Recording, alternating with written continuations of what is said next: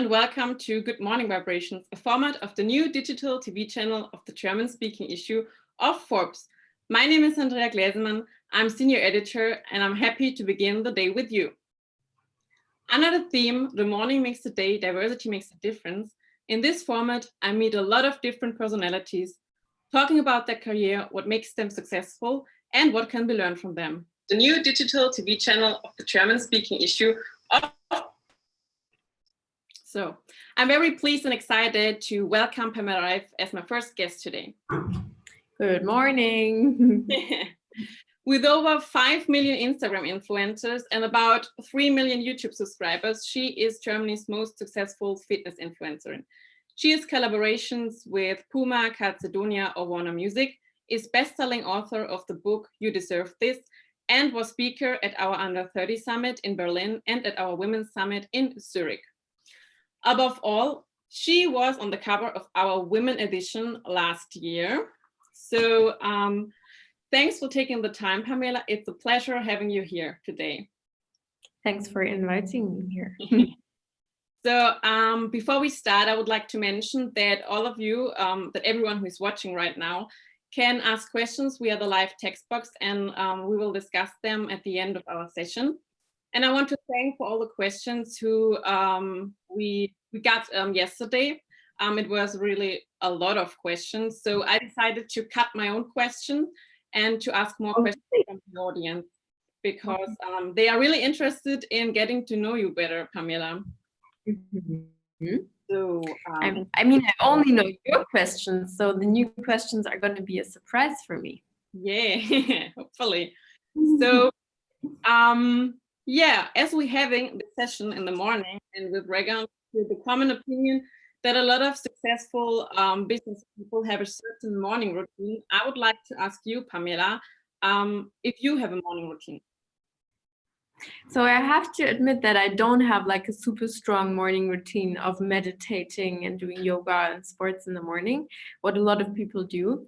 When I wake up, the first thing I always do is put in my contact lenses, otherwise I cannot see anything. And afterwards, I usually start with oil pulling. I think most of you probably know the ritual of oil pulling. You put like 1 spoon of oil in your mouth and you swirl it around your mouth, and it helps with your oral hygiene, etc. And that's kind of nice, because then I need to be quiet for like 20 to 30 minutes in the morning, and I'm only like with myself, I'm not talking. And during that time, I usually do my makeup. And I really enjoy that time of the day, because I'm just silent and not on my phone yet, and just with myself and with my thoughts. And afterwards, I go to my laptop and start the day. So it's a pretty easy morning routine. Oh, and I make myself a big can of tea, because if I start in the morning with drinking a lot of water or tea, it kind of sets myself like a good start into the day, because usually I forget about drinking enough during the day. But if I already start in the morning with a can of tea, I kind of remind myself easier over the course of the day. So now you're really well known for your fitness lifestyle, for your health and nutrition and sustainability. But you didn't start with all of that. So my question would be, how did you develop your unique selling proposition? And what are important key factors for building a business on Instagram? I think the topics were pretty similar when I started with Instagram. So I also started with selfies in the gym. Of course, those were not gym videos that you can join me in, but it was still like the same topic. And nutrition, I also posted what I had for lunch, etc. Of course, there wasn't that kind of knowledge behind it, and I didn't really share recipes with it, but the topics were pretty similar. And I think nowadays my unique selling point is that I give the fitness videos for free. I think it's not really common that people share the content that they create and that they put a lot of work in for free to everyone. But I think giving this kind of content which is really a benefit to people because they can use the fitness videos and they don't only get knowledge from it, but they can do it like in real time with me. I think that's like a big advantage for my followers, and I think that's why they became so successful. And yeah, and then of course my cookbook, I put a lot of work into the cookbook, and everything that I do really comes from myself. Everything that I do is done by me and maybe my brother and my parents, but I don't have any external people really working for me on a constant basis. Of course, I had like a publisher for the book who helped me with the design, etc. But the content itself always comes from me, and I think my followers really appreciate that. And part of your work is to have collaborations with companies such as Puma, Calcedonia, and you have long-term partnerships with them. So how do you decide if you want to work with a company, and how do you bring yourself and your thoughts and your ideas into the process of establishing or creating a campaign? Most of the times everything starts with a tiny project. So I don't jump right into a yearly contract because it's very important for me to get to know the people behind the brand and know how they work. Is working with each other a nice thing, or is it like an annoying process? Because sometimes the brand itself seems to be super nice, but the people working for them are not really, like I would say, not, in German we would say nicht auf deiner Wellenlänge, so they're like not your type, and then the whole collaboration can be kind of annoying. So I usually start with something small and then see how we can develop from there. But with Puma I'm working, I think, like for 4 years already. Calcedonia is also the 3rd year. So everything that all the yearly contracts that I started usually continue over years and years and years, because I guess my partners also appreciate that I really value those collaborations, and I put in so much work and I want to do everything as good as possible. And they also don't have so much work with me because I want to do it like with my own strategy and I want to post the way I post. So they just tell me, yeah, Pamela, do what you do. And that usually works out pretty well. And how did you get so confident? I mean, you didn't have the education for like, this is how to do a marketing campaign or something like that. So yeah, how did you develop your self-confidence about bring yourself into the topics and into the process? Yeah, so I mean, although I'm still young, I'm 23, I have done this job for such a long time. So I started when I was 16. So I'm already in this job for 7 years, which gives me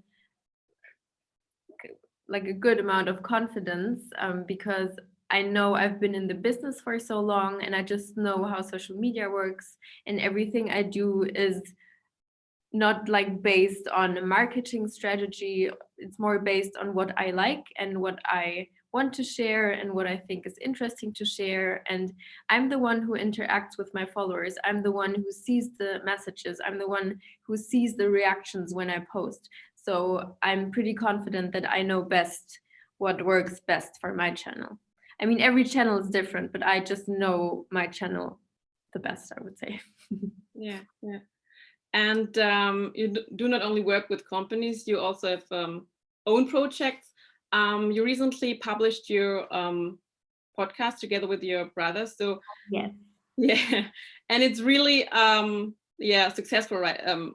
And what I want to know is why did you decide to publish a podcast? I mean, there's the so-called perfect world on Instagram, and your podcast, you open up yourself and you talk about your thoughts and you're more personal. So why did you decide to publish this podcast?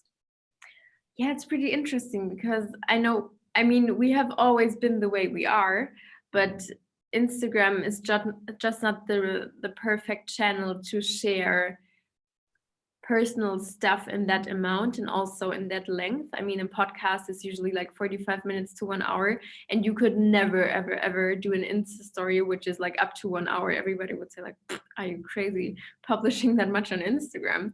And that's why it's kind of hard to dive into very deep and personal topics on Instagram, because either you only scratch the surface and then you cannot really say what you want to say, and then most of the times you just decide, okay, that's just nothing for social media. But it can be for social media if you choose a different platform. And that's why we chose to start a podcast. And again, we didn't really have a strategy. We just decided, okay, we think we have something interesting to talk about, and we think our conversations are usually very interesting, or interesting enough to share them with the world. So let's start a podcast. And that's what we did. And the feedback was amazing. And it's really fun to see that a lot of people see like a different side of us, because of course we have always known each other the way we are in the podcast, but we haven't really shared it. So it's really funny to see that people actually get a better, or a picture of myself and my brother, which is deeper than what they had in mind before. Having a look at the time, I think now I will start with the questions from the audience. Yes. I will start with the questions they sent yesterday in the evening. For example, I love that your workouts are free. Do you think that will stay that way? And have you ever thought about charging money for them? Yes, I did think about charging money for them, also because I had like so many inquiries of people saying, okay, you have to do a program out of it, and do you see how big the interest is, and why do you give them for free? You're basically losing money that way because you could charge for it. But I think, or I decided at one point, that I always want to keep the fitness videos on YouTube for free. I wouldn't say that, like, never say never. Maybe I'm gonna launch like a big fitness program one day, which is like more than just a YouTube video, and then maybe I would charge for it. But the YouTube videos and like the basic fitness videos in real time, I decided they will stay for free, because I really want to give a benefit, and yeah, give people just a reason to follow me, because they can use something that I give them. Because pictures on the beach and pictures in the gym are nice, but they are not necessary for everyone on a long-term basis. Yeah. Next one. Would you say that being an influencer is something that will still be important for in the future? Yeah, I do think like our industry developed in such a nice way, and I think it's going to be very selective. So I think a lot of influencers will maybe not continue with their job in the future, just because it's something they like to do when they are young and it's fun and it's pretty. But as soon as life gets more serious, maybe they're going to quit the job, because it takes a lot to build a business out of it. But I do think those people who are interested in doing that can continue for a very long time. Now I'm asking you a question from the live chat. Yes. How has a failure or apparent failure set you up for later success? That's a very good and difficult one, because of course I had failures or like wrong business decisions, quite a few actually, but they never really affected me too much. Like I always said, okay, that was a learning, that was wrong. Next time I know better, but it's fine. Life continues, my job continues. Everything seen as a whole is still all right. And I always put it in perspective and say, okay, that one decision was wrong. That one thing didn't go well, but in perspective everything is still super good, and we can still solve it, and there is always a way out of it. And that's why I think I can stay pretty positive and positive and optimistic, because I always put it in perspective. And when did you first realize social media is actually a job, and how did you feel realizing it? Oh, that's also a good one, because it took me a very long time realizing that. So when I did my Abitur, I had like 500,000 followers and I was 18. And even with 500,000 followers, I didn't get, or I didn't notice that this is actually something big and this could be a job, just because the social media marketing behind it didn't exist yet. So I think I started noticing that this is something super serious when I was like 19, 20. So after 3 or 4 years. So I did it like only for fun and only because I liked it for 3 or 4 years. And then I started noticing, okay, I can actually do something with it. So for my last question, I choose a really like funny one. Would you rather do no sports or never eat healthy again? Oh, very difficult one. I think I would